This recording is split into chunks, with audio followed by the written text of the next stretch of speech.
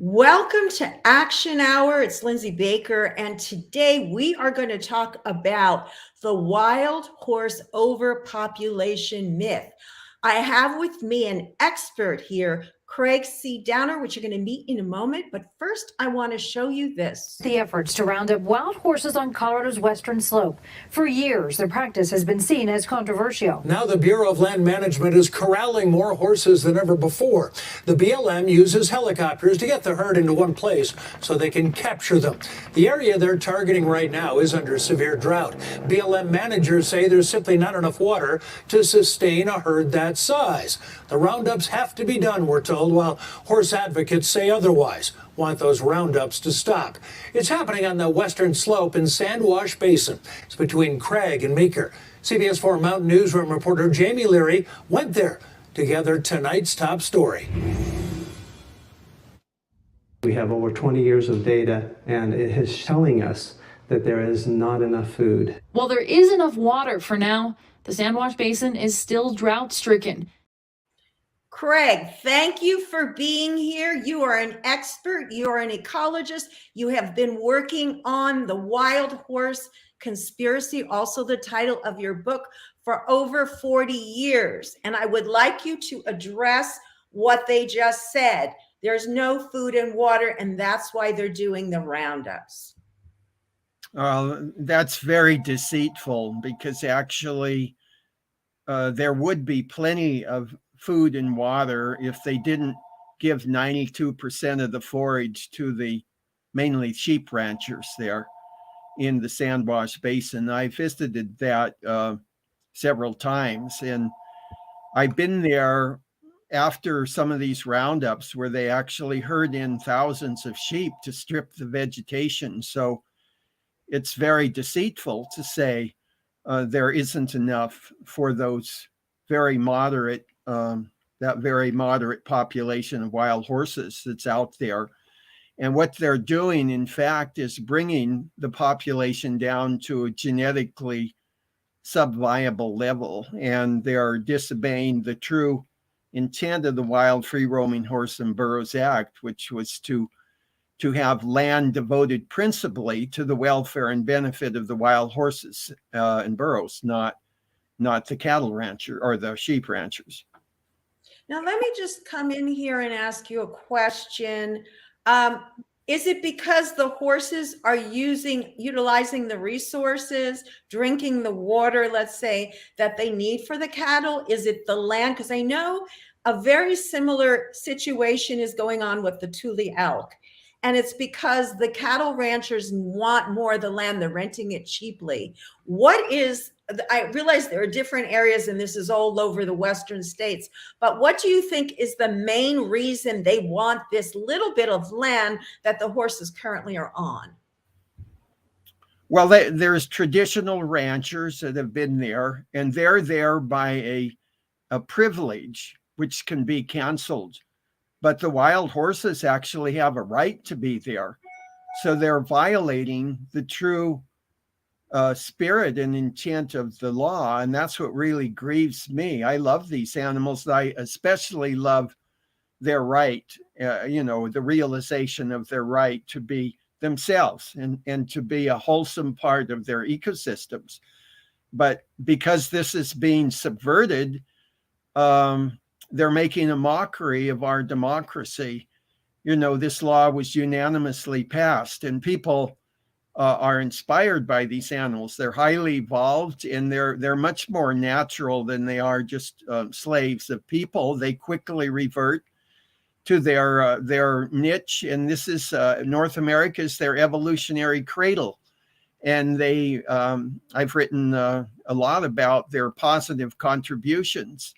They really restore balance to the ecosystem in the West and in quite a few places throughout America. They're highly adaptive and an ancient presence here, and many plants and animals benefit from their presence. They help build the soils disperse and germinate the seeds of many. Now, we want to get you into that a lot more deeply in a moment, but I do want to bring up the fact that you've written 2 books. The first book, The Wild Horse Conspiracy, where you talk about reserve design, which is something that you've developed and written white papers on, et cetera, that have been peer reviewed.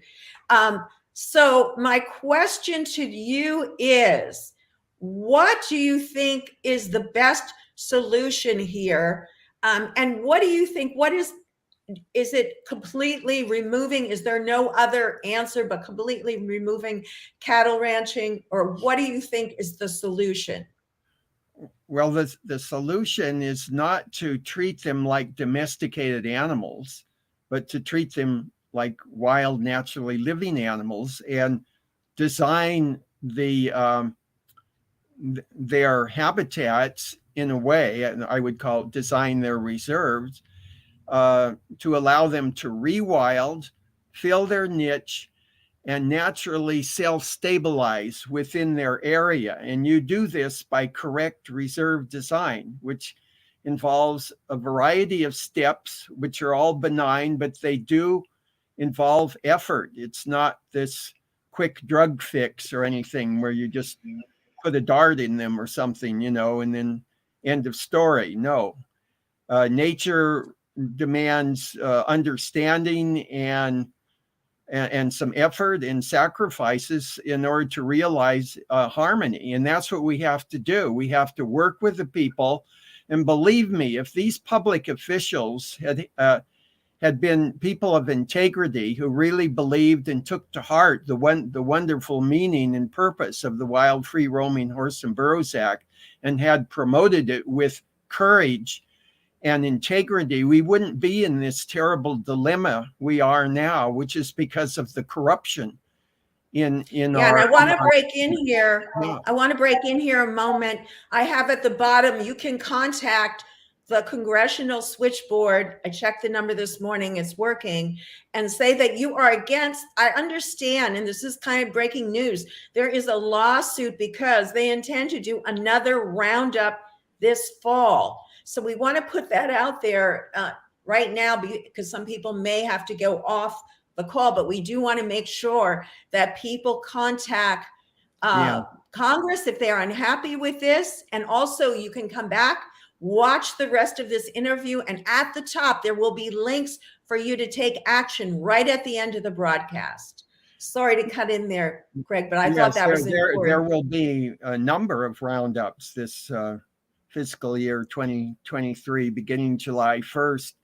And so they're taking, even though they took about 22,000 wild horse and burros off last year, now they're going to take another big number off, not as many, but still, I mean, cutting into herds that have been greatly diminished, like out there in the pine nuts here where I live, and in the Antelope Valley in eastern Nevada, and in the Calico.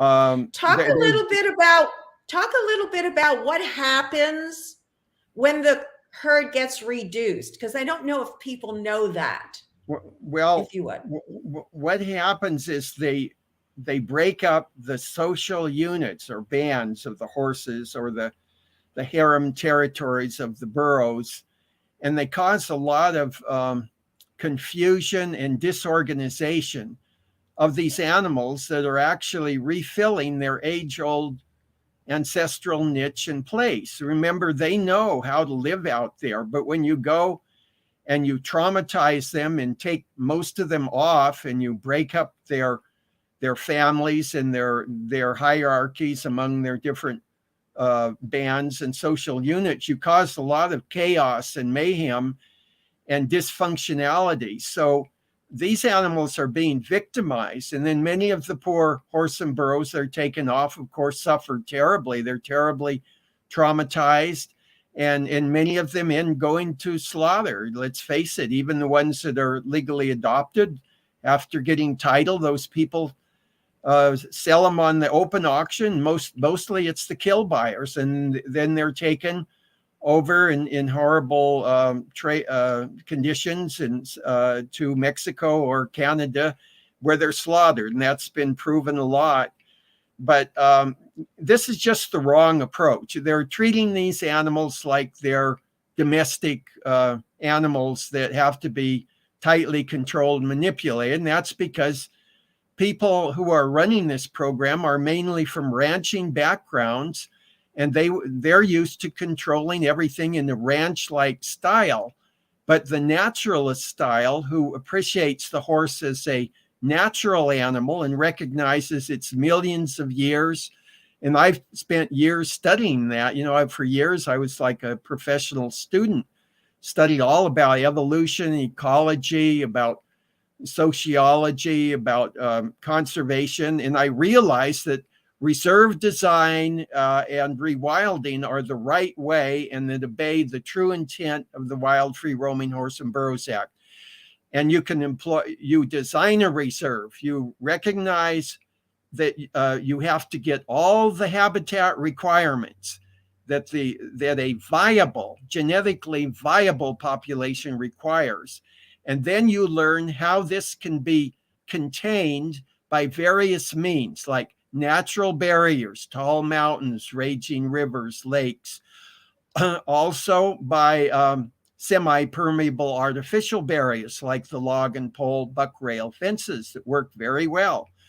And working with the people, establishing buffer zones so that it's not like a dead end edge of each reserve. So once the poor horse or burro steps out, there's no sign there or anything, then all of a sudden he's a target for removal.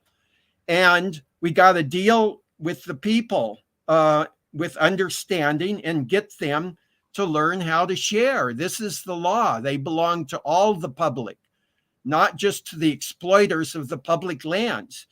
And we've got to curb their petty-mindedness and their selfishness. And that's Let's go into another. That's the government's duty. Yes, I'm sorry to interrupt you. Let's watch another. I have two more clips I want you to weigh in on. Let's watch another one. We have over 20 years of data, and it is telling us that there is not enough food. While there is enough water for now, the Sandwash Basin is still drought-stricken, and much of the vegetation isn't growing back. Up here in the far northwest is Sandwash Basin. It's the only area in the state showing a decline of the sage grouse. It's decreased by 26%. We need to listen to that. Now, Craig, he is saying again, over and over, that it is to benefit the horses, that this is a necessary step. And I do want to mention, we're not leaving out the wild burros, and we're going to have you come back on another day and talk about them. But when we say wild horses, we mean both. We mean all the wildlife there, really. But why does he keep repeating this, that, oh, we don't see the effect yet. There actually still is water, and we don't see the decline yet, but we have to jump on this before the decline. I noticed that, and it brought a red flag. Can you comment on that? I used to work for the BLM after I got back from the Peace Corps. And I know how they train people.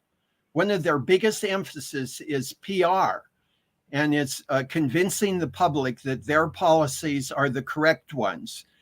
And they use certain things like the endangered or the threatened greater sage grouse to justify these draconian roundups. Meanwhile, they will ignore the monopolistic cattle and sheep ranching exploitation of the public lands, or the off-highway vehicles that are doing enormous damage, including hunters that go all over to kill different animals with their big rigs and off-highway, quads and off-highway vehicles, and huge mines that are draining the aquifers and drying up springs, mines, and energy development, and just development in general, expanding subdivisions and golf courses.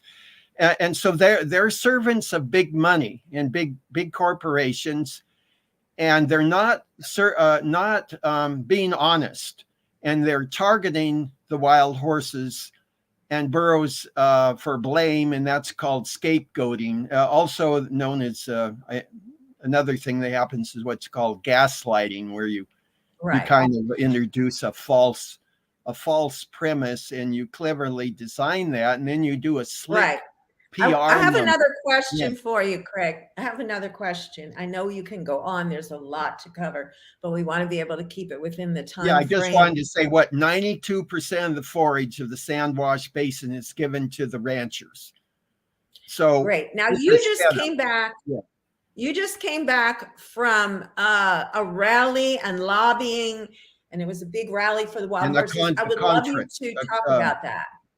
Oh yeah, Go it was ahead. a great, a really great conference in Washington D.C. and we had a rally at the Capitol Mall. We had a wonderful 4 mannequins of horses with like silky chiffon like bodies, and it was very impressive. Many people. We had booths and distributed. That was on Earth Day. Distributed information.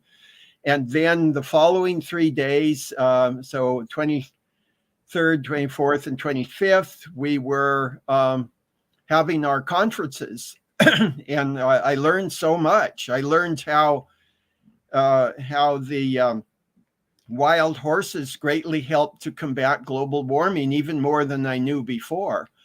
And we heard How from so? Dr. Ross McPhee. Well, I knew that their digestive system was more of a carbon sequester than the ruminant of cows and sheep and deer because of the different digestive system. The horse and burros have a cecal postgastric monostomach digestive system, which doesn't as thoroughly degrade the vegetation.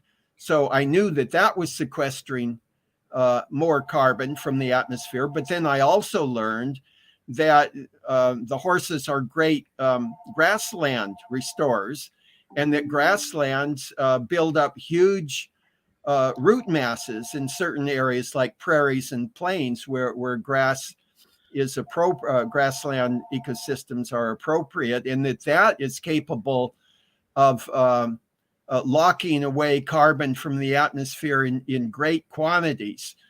And also they don't emit nearly as much methane as the ruminant digester. Now, cows emit huge volumes of methane that is a terrible global warming gas, Craig, I'm going to show some of the photos you gave in your lecture, but let's try to keep it to a couple sentences. Otherwise, we won't be able to get through all the stuff we want to get through.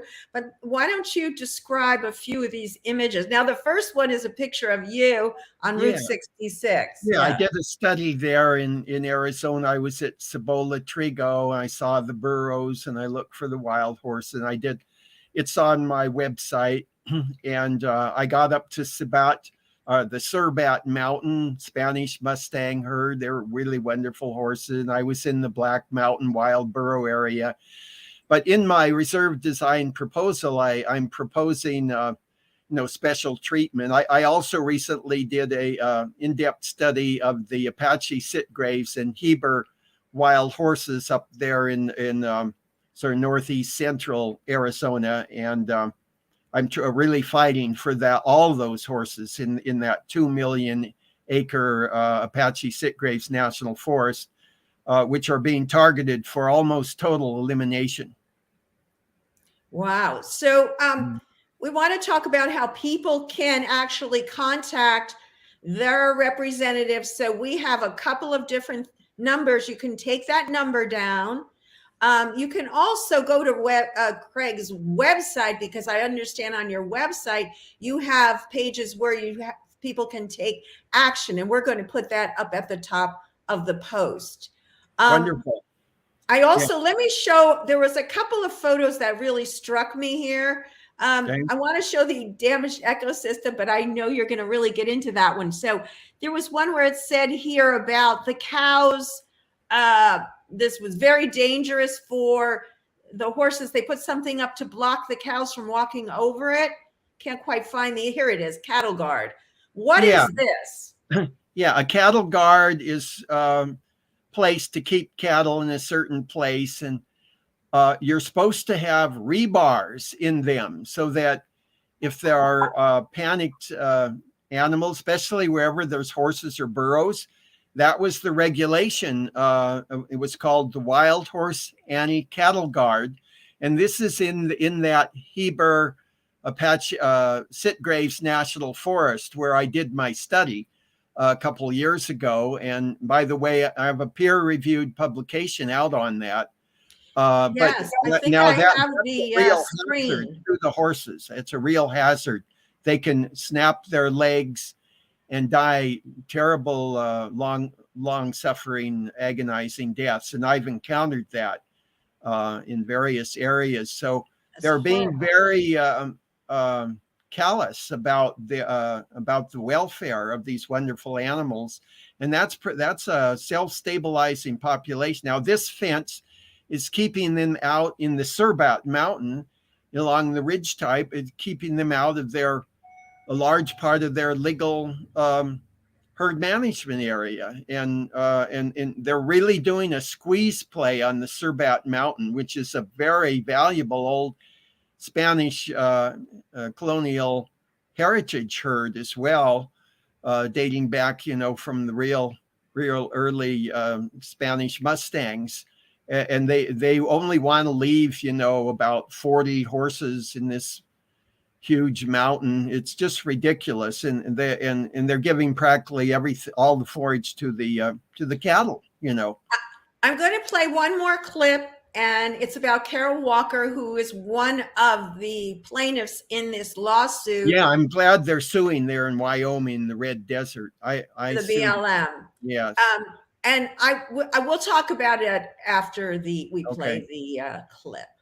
Day, just over 60 horses were successfully captured.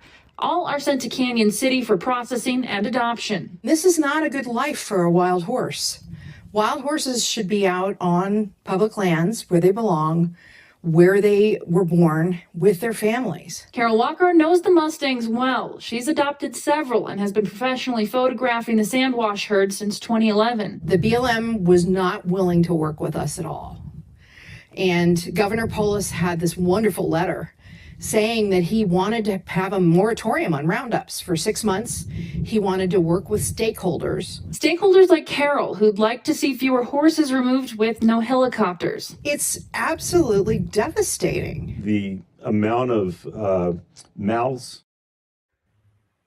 I want to just remind people how important it is to make that phone call or to take action, sending an email, etc. Because we had Carol Walker on recently, and what happened was because many people reached out and took action, it prevented what was going to happen the next day, a roundup. It stopped it. And we can do that again, and we need your help. And we want to emphasize that. Craig, just for a moment, if you would, speak about what happens during the roundup to the horses. Well, they're very sensitive, highly evolved nervous system. And when you chase them like that with the helicopters, it greatly traumatizes them. Well, you can imagine being chased by a big monster metal machine, it's terrorizing. And that stays with them the rest of their life. And most of them, I believe, suffer PTSD the rest of their lives.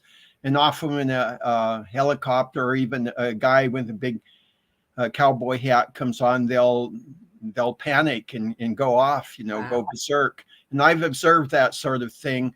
So this is not a caring system at all.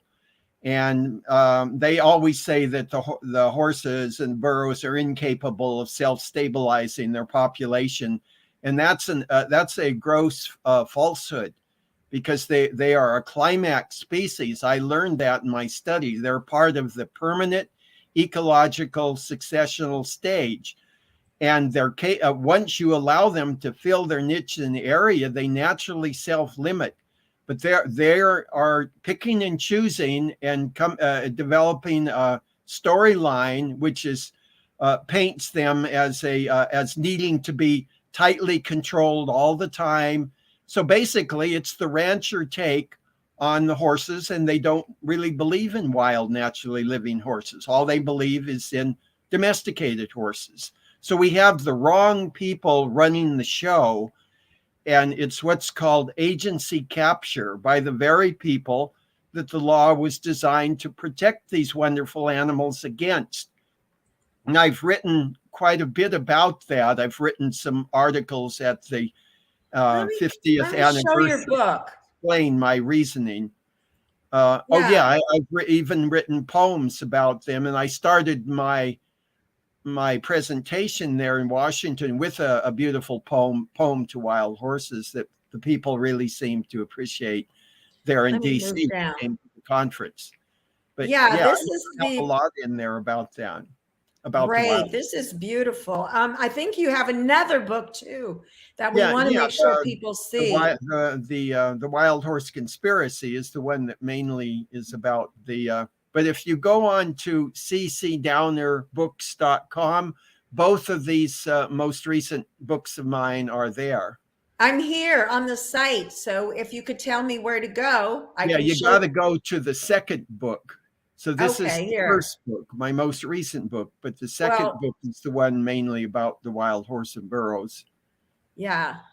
Okay. I'm having a little trouble finding that. I'm on the home. Yeah, I think people will greatly appreciate The Wonder Streams of the Soul. It's a beautiful book that has a lot of inspired poems, including going back throughout my life. You know, I have written my impressions of different areas, the Andes, the endangered mountain or Andean tapir, the wild horses, the wild burros, places I've been like England and South America. We have some questions and comments. Let's just, Amek says, humans are incapable of controlling human populations, not animals. Good point. Tom Vincel, are the horses indigenous or introduced by Spain centuries ago? Good question. Okay, I can answer that one. The answer is yes, they are deeply rooted natives from North America. This is their continent of evolution. Of origin, evolutionary origin. However, they, along with many other animals, they were greatly diminished in number after the severe ice age events at the close of the Pleistocene. There were some events that took many different species way down, especially the larger species. But in my book, I give a lot of evidence corroborating that they never did totally disappear, and their comeback is very natural because they have a natural niche, and the plants and animals developed benign mutualistic relationships with them. And when they're so it is also true that yes, of course, the Spanish brought horses over here, but they were bringing them back to the land of their long-standing evolution. So both of those are true. It's not one or the other. They're both true. You just have to see them in the right perspective. And yes, the problem is people don't want to look at themselves. They always want the picture of any species that gets in their way. But what's the species that's overpopulating and destroying the life community on this planet? It's our species. So this is outrageous. And any person with a sliver of moral sense and intelligence will see this and denounce it as being very wrong. People are the ones that have to change. I think the important point to bring out here, Craig, I don't know if you can hear me, I'm sorry, is that people need to take action. As you have recently, you have a poster behind you that you can show us in a moment. Yeah, but if people will contact the representatives, I think that we can show that we are opposed to this roundup. And all these roundups that are coming up, we can make a difference. So I do want to stress that to please take action. Call this number that we have here I'm Yeah, going to be please putting do up right that. here, Very and important. take action. Go ahead, Craig. And by the way, I met with a couple top aide and representatives there I spent an extra 2 days. So I was like 3 days lobbying there in Congress.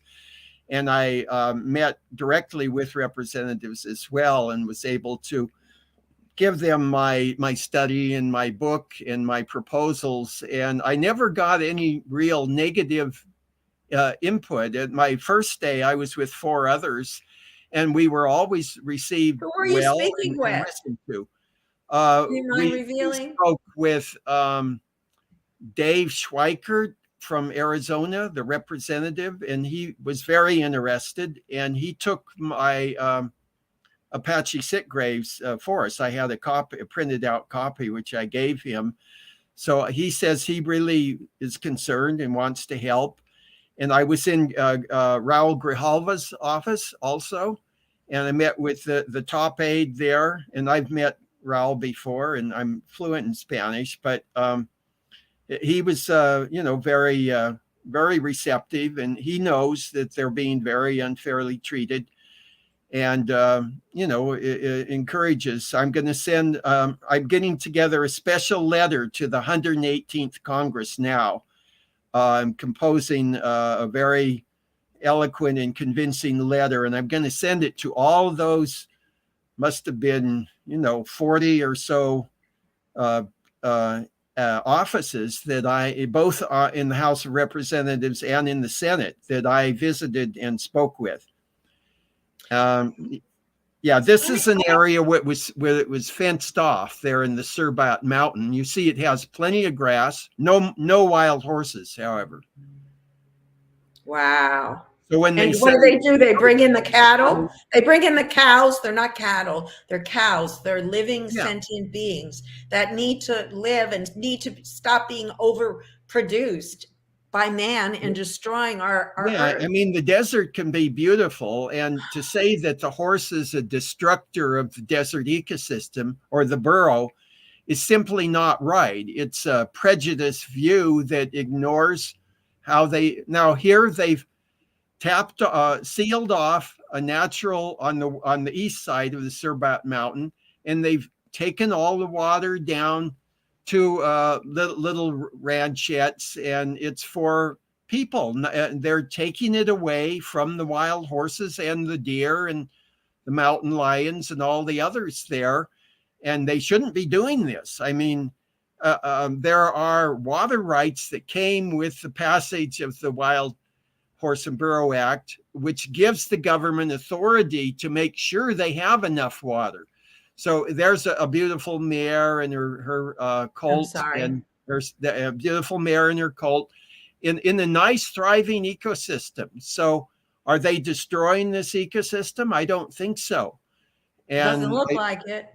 No. But what is impacting it greatly is those things like sealing off the springs and piping away the water, or bringing in the cattle like this, what I saw, right near the edge of the Surbat Mountain over on the western side near Chloride.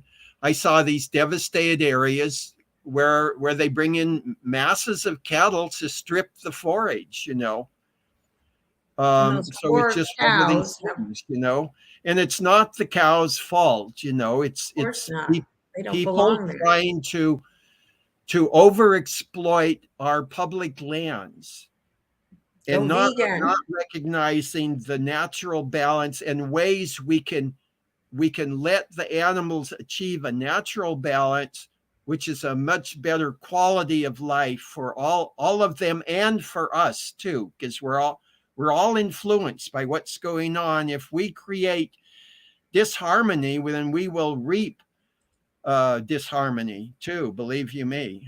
We are going to reap what we sow in this situation. Yeah. Craig, we have just a few moments left, believe it or not. I want to give you the floor to talk about anything you would like to talk about that we haven't covered. I would greatly appreciate any support for my reserve design project, reserve design through rewilding. And I'm really going to give that my best now. it's a desperate situation, and the BLM has just announced another huge year of Roundup, not as huge as last year, but still really huge, and they're always coming up with more things. They just seem to be in a rut where all they can think about is removing and targeting these wonderful animals. And so what we have to press for now is a major reform, and we should do that using our beautiful democracy.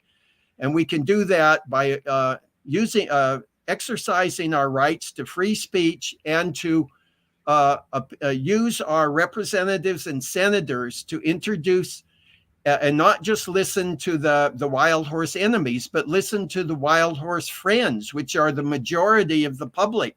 Majority of the public, well over 80%, think that it's outrageous what's happening to our wild horse and burros. They want to see a cutback on livestock and a restoration and other detrimental things like out of control mining or energy or off highway vehicle or just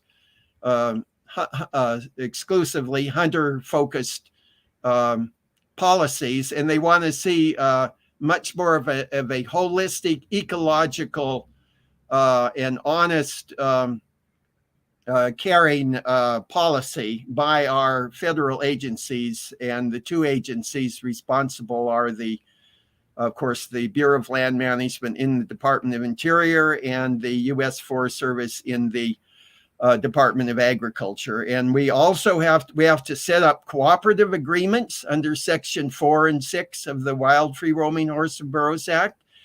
And also we have to employ Code of Federal Regulation 4710.5 and .6 to close or greatly reduce livestock within the legal areas. And we have to restore the original herd areas and restore the herds to truly viable population levels, not cripplingly low levels that will go into decline.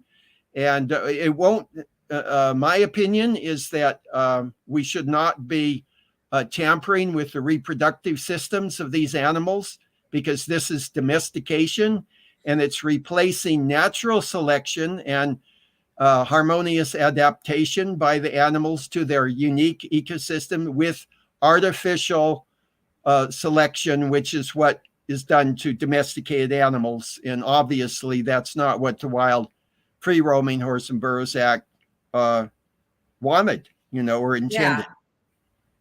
Well, Craig, thank you so much for being on. We're going to stay on top of this court case where the BLM is being sued. And we are going to, again, ask you to please, please, please support Craig in all his work. He's been doing this for 40 years. He's been on this. And you travel all over the world helping animals. Yes, I do studies all over. I've helped in Australia. I've helped in Bonaire in the Dutch West Indies.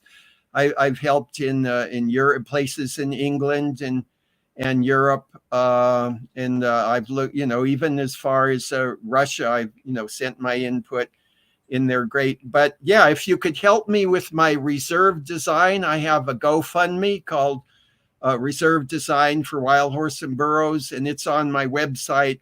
I'm really giving it my best. Thank God, I'm still in reasonably good health, and I want to really make this major focus of my life. I have a special calling here, and we're all related. We're all the species are related. We all have our special roles, and let's learn to appreciate that. Life will be much more beautiful when we do learn to do that. So well said. Thank you for being on, Craig. We will keep up with you and see what's coming up next. And please, everyone, take action. Thank you to all the commenters we got on today. It helps so much to support the network and also to get the word out to everyone. So I want to thank you all, Annie and Amek and Tina and Tom, who's always there. We love you so much. Thanks for watching, and we'll see you next week. Thank you. Bye-bye. Bye.